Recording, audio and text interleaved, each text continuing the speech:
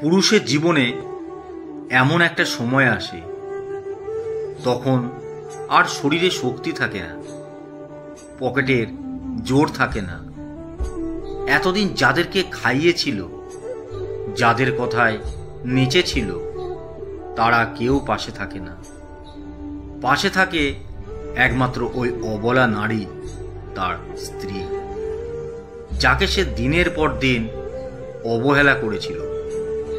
মানুষের কথায় তার ওপর মানসিক শারীরিক নির্যাতন করেছিল।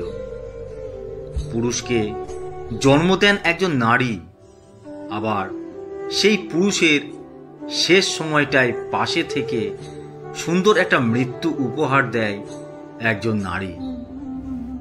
একজন পুরুষের শারীরিক শক্তি ও পকেটের জোর যতদিন থাকবে ততদিন সে তার স্ত্রীকে মানুষ মনে করে না। যখন এসবে ভাঁটা নেমে আসে তখন তার হোঁশ ফেরে কে তার আপন আর কে তার পর। আসলে তখন আর কিছুই করার থাকে না। আপনার ভালোবাসার এখন আর তেমন মূল্য থাকে না, কারণ আপনার স্ত্রীর কাছে এসবের আর দরকার পড়ে না। সে অভ্যস্ত হয়ে পড়ে অন্যভাবে।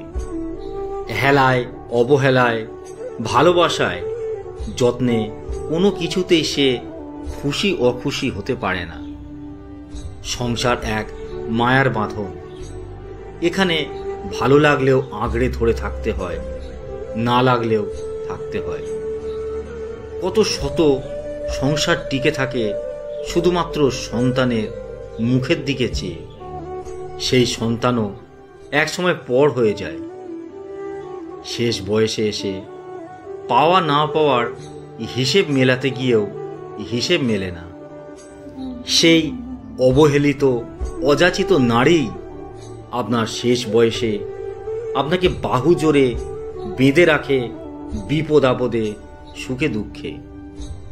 আজ থেকেই সতর্ক হন, নিজের সহধর্মিণীকে মূল্য দিন।